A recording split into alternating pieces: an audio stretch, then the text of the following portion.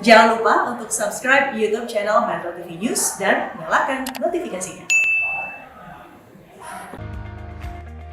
Kembali di Sapa Indonesia pemirsa, sebulan berpuasa banyak yang terjadi pada tubuh kita dan ternyata sangat beragam loh kalau kita bicara soal manfaatnya. Nah itu dia Marvin, tetapi sebenarnya apa saja? Berikut informasinya untuk Anda.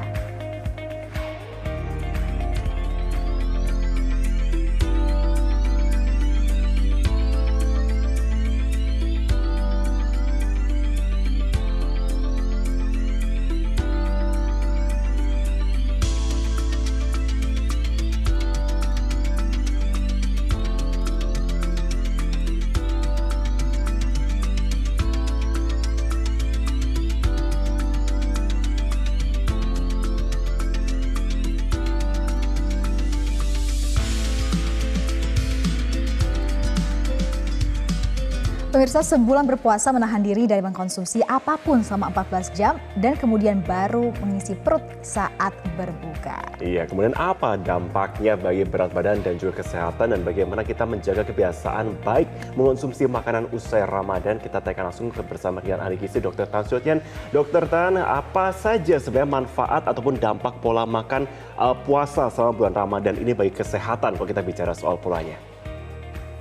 Iya Marvin, masalahnya adalah apa yang dimakan dan bagaimana kebiasaan itu kita jalankan. Ya, jadi nomor satu adalah saya ada satu hal yang barangkali Anda tidak baca ya atau belum masuk ke dalam tadi infografis adalah tentang perilaku dan kebiasaan makan. Jadi orang kalau berpuasa itu kan pastinya sahur ya. Nah, sahur berjamaah. Jadi itu adalah suatu kebiasaan baik untuk bisa membuat Anda sarapan bersama. Nah, banyak orang terutama yang berat badannya bertambah gara-gara lebaran, jadi badannya ikut lebaran gitu ya. Jadi kerap kali mengandaikan bahwa aduh ini udah masuk kerja lagi nih, ya udahlah kita nggak usah sarapan ya, cepet-cepet bangun pagi sikat gigi lalu kemudian dandan yang rapi bekerja.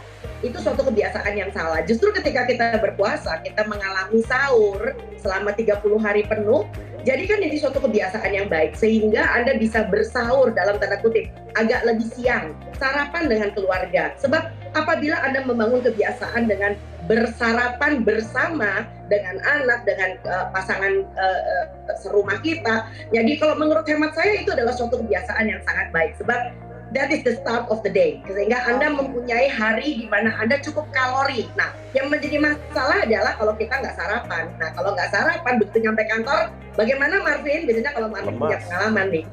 Lapar. Saya kembalikan kepada Marvin. Dr. Tan, itu kan kalau sahur. Nah, biasanya kalau bulan puasa biasanya nih, oke mereka sahur udah baik, udah terjaga. Tetapi nanti buka puasanya, itu dia, kalap langsung. Manis-manis semuanya. Nah itu juga betul banget. Nah ini kita mau pakai ilmu gato ya, semuanya dikaitkan. Sekarang kan lagi musim hepatitis yang kita juga nggak tahu apakah ini cuma menyerang anak-anak atau orang dewasa juga bisa terancam. Pandemi belum selesai. Jadi alangkah baiknya kalau seandainya Anda juga bisa bawa bekal seperti saya. Ya, jadi kalau Anda mempunyai kebiasaan makan pagi, makan siang yang baik, maka istilah ngemil, nah itu kebiasaan. Barangkali takjil Anda tuh penuh dengan yang manis-manis ya kemarin selama 30 hari. Lalu seringkali itu menjadi suatu panggilan, nah itu dia, panggilan kecanduan.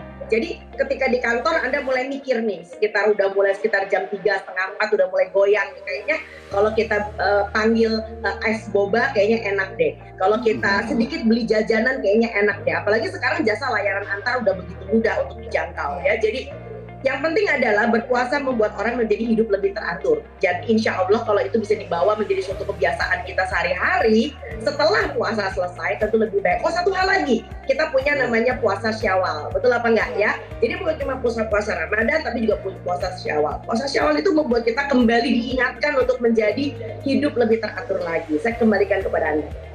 Oke Dokter Tan, nah kalau kita bisa soal pola lagi ya, sekarang kita tanda kutip kita sudah selesai ya puasanya kemarin, terus kemudian makan-makan yang tanda kutip berdosa ya sudah banyak juga. Nah sekarang sudah kembali untuk hidup kembali, aktivitas seperti biasa, pola-pola seperti apa, termasuk olahraga seperti apa yang disarankan agar kita tetap menjaga tentunya berat badan kita agar tetap stabil dan juga kita punya metabolisme tetap bagus.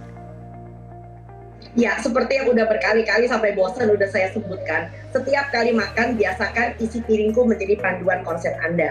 Ya, jadi separuh piring Anda isilah dengan sayur dan buah. Nah, barangkali belakangan ini kan banyak sekali berseliweran di media sosial, makan buah nggak boleh disatuin sama makan pokok segala macam, so itu nggak benar sama sekali. Jadi biasakan makan pagi, siang, dan malam selalu ada buah. Tidak perlu buah itu dimakan terpisah. Lalu separohnya lagi isilah dengan makanan pokok dengan lauk. Nah, usahakan lauknya itu diolah, dimasak dengan sedikit lebih lebih sehat ya. Minimal Anda bisa bukan cuma kukus dan rebus ya, saya aja nggak doyan ya. Jadi diolah dengan cara-cara masak orang Indonesia yang menggunakan rempah, ada dibikin soto, bisa dibikin pepes, dibikin karangasem, dibikin apapun yang sesuai dengan kearifan lokal Anda. Dan makanan pokok tidak selalu nasi ya kan, kita bisa menggunakan ubi, singkong, kentang, jagung, tales, bahkan papeda ya, itu enaknya bukan main. Ada beberapa orang yang juga senang dengan makan papeda. Silakan. Nah, Dokter Tan, salah satu masalah biasanya muncul nih, terutama kita yang sedang bekerja adalah masalah waktu. Oke, kalau kita di rumah kita bisa mempersiapkan makanan dengan cara yang seperti dokter katakan tadi, lebih sehat. Tapi bagaimana kalau kita yang mau nggak mau karena keterbatasan waktu, ya harus jajan dok, dan pilihannya terbatas ya. Nggak ada kata harus kok. Nah ini dia, ini dimulai pada ibu-ibu yang katanya ingin menjaga kewarasan. Ibu-ibu yang ingin menjaga kewarasan. Sebab kewarasan itu bisa dimulai ketika Anda weekend. Ya sudahlah, sekarang udah hari Rebo ya. Tapi coba kalau nanti malam nih duduk bersama dengan keluarga, Anda mulai bikin rancangan menu. Nah ini rancangan menu penting. Senin ayam, Selasa tahu, Rebo ikan, Kamis tempe, Jumat jamur, Sabtu seafood, Minggu telur. Nah lalu kemudian Anda bicarakan di keluarga, anak-anak, bapak, hari Senin ini harinya ayam loh, yuk minggu depan kita ngomong minggu depan. Senin minggu depan ayamnya mau diapain? Oh ayamnya mau dibikin ayam bakar bumbu rujak. Oke, jodohnya apa? Ayam bakar bumbu rujak, sayur asem. Oke, lalu kemudian Selasa apa tahu? Mau dibikin apa? Tahunya mau dipepes. Jodohnya apa? Sup oyong pakai telur. So, weekend Anda jadikan produktif.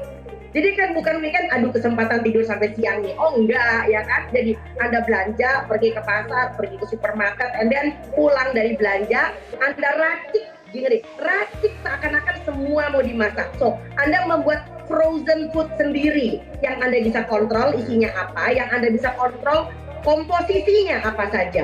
Ya, lalu Anda masukin ke dalam kulkas. Jadi kulkasnya Anda tuh bukan berisi makanan-makanan pabrikan ya, tapi betul-betul Anda punya frozen food. Lalu Anda beri label mana yang Senin, mana yang Selasa, mana yang Rebo.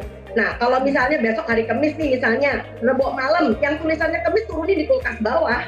Nah, Kemisnya datang sebelum Anda mandi, Anda buka kompor. Nggak ada yang namanya rajang bawang, nggak ada yang namanya bacok-bacok ayam, nggak ada yang namanya bersihin ikan.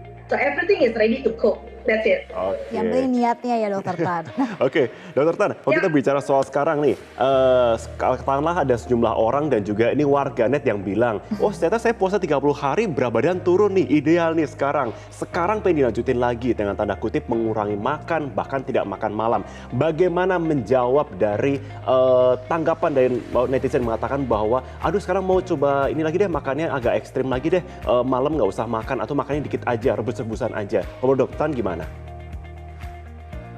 Ya, menurut saya itu adalah suatu pemikiran yang sifatnya temporer ya. Kalau Anda menggunakan puasa seperti itu, ujung-ujungnya nanti Anda punya yang disebut dengan istilah cheating day.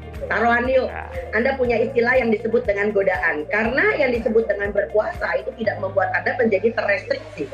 So, puasa yang sehat itu membuat Anda tetap hidup normal, tetapi Anda semakin aware dengan apa yang Anda makan. Jadi percuma aja Anda skip makan malam, ya, tetapi kemudian besok paginya Anda makan yang enggak. Atau ya Anda tiba-tiba craving ya, craving itu kayak orang kecanduan ya, kepengen ini, kepengen itu. Jadi otak Anda penuh dengan berisik hal-hal yang udah lama Anda kangeni. Jadi menurut saya itu bukan cara mengolah tubuh yang baik ya. Jadi kalau bicara tentang pola makan, nah istilah saya pola makan, itu seperti kayak memilih pasangan hidup, Martin. Jadi kalau misalnya pola makan Anda baik dan Anda mengatakan saya ingin menjalankannya bukan cuma sebulan atau 2 bulan, but for the rest of my life, ya seperti orang punya pasangan hidup ya, udah ganteng, baik gitu ya, pintar, tajir ya kan. Jadi Anda tuh bakal lengket sama dia, bukan? Tapi kalau belum apa-apa Anda mulai dengan sesuatu yang membuat Anda menjadi, aduh kok nggak boleh ini, nggak boleh ini, nggak boleh ini, nggak boleh itu. Suatu hari Anda akan mencari pintu-pintu belakang, peluang-peluang buat kabur. Nah itu yang suatu hal yang nggak benar. Jadi menurut hemat saya, makanlah sehari 3 kali ya. Jadi orang sehat itu makannya tuh teratur dan ajak. Gitu ya, bukan karena pengen nurunin berat badan lalu sama sekali puasa nggak makan, hitung-hitungan kalori. Nah ujung-ujungnya malah justru orang kayak begitu biasanya badannya makin gemuk. Kenapa? Karena bertahan cuma seminggu. Ya, 2 minggu berikutnya dia mulai lepas kontrol. Jamin deh, silakan. Ya. Nah, Dokter Tan, bagaimana kalau misalkan ada juga yang menganggap, oke, makanan yang sudah dimakan ini butuh dibersihkan terlebih dahulu badannya atau melalui proses detox dulu, biar nanti saat mereka sudah memulai hidup sehat, katanya ini lebih efektif, dokter, untuk dampak atau hasil pada tubuh. Bagaimana menurut Dokter Tan? Apakah betul kita harus cleansing dulu, tanda kutip? Ya. Ya, di ilmu kedokteran, di ilmu kesehatan, apapun kalau Anda lulusan dari rumpun kesehatan, kita tidak pernah mengenal istilah detox diet. Ya, kata detox nggak tahu datang dari mana. Istilah detoksifikasi sebetulnya itu hanya suatu proses metabolisme tubuh secara normal yang badan kita udah punya sejak kita hidup, ya. Jadi organ detoksifikasi kita ada 5. Nomor 1 tentu saja kulit. Anda mengeluarkan keringat dan daki. Ya, jadi yang udah nggak butuh dibuang. Yang kedua tentu saja ginjal.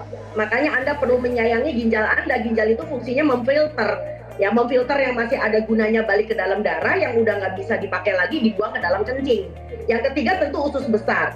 Ya, jadi kalau Anda rajin makan sayur, Anda rajin makan buah, probiotik Anda terjaga dengan baik, itu insya Allah yang namanya detoksifikasi udah lancar sendiri. Yang keempat tentu saja paru-paru. Nah, ini dia ya. Jadi kalau Anda sudah selesai dengan puasa lalu mulai balik rokok-rokok lagi, bercanda kali ya. Ya itu namanya konyol aja menurut saya. Jadi paru-paru Anda perlu dijaga. Ya, hindari polusi, tidak mempolusi diri sendiri, tidak mempolusi keluarga Anda. Dan yang kelima tentu saja adalah liver. Liver itu adalah organ di dalam tubuh manusia alias hati yang sifatnya seperti kayak quality control. Jadi semua yang kita makan itu pasti akan dilewatin di liver dulu, dikasih lihat nih. Ini kira-kira ada racunnya nggak ya? Ada alkoholnya nggak ya? Ada zat-zat yang membahayakan tubuh apa nggak ya? Kalau memang ada, ditangkap sama si hati kita di liver, lalu kemudian tentu akan dibuang. Jadi sekali lagi istilah detoksifikasi itu sebetulnya istilah jualan. Manusia itu nggak usah detox pakai acara-acara aneh dengan jus apa segala macam. Kalau saja Anda hidup baik, pola makan Anda sehat, insya Allah 5 organ tadi akan menjaga hidup Anda selama-lamanya sampai kita mati. Silahkan. Amin. Dokter Tan, terakhir tips untuk pemirsa semua yang ada di sini, kembali diingatkanlah kepada kami. Kalau begitu susunan ataupun pola makan seperti apa yang tanda kutip ideal untuk bisa tanda kutip menjaga kita punya aktivitas dan kita punya metabolisme. Silakan dokter.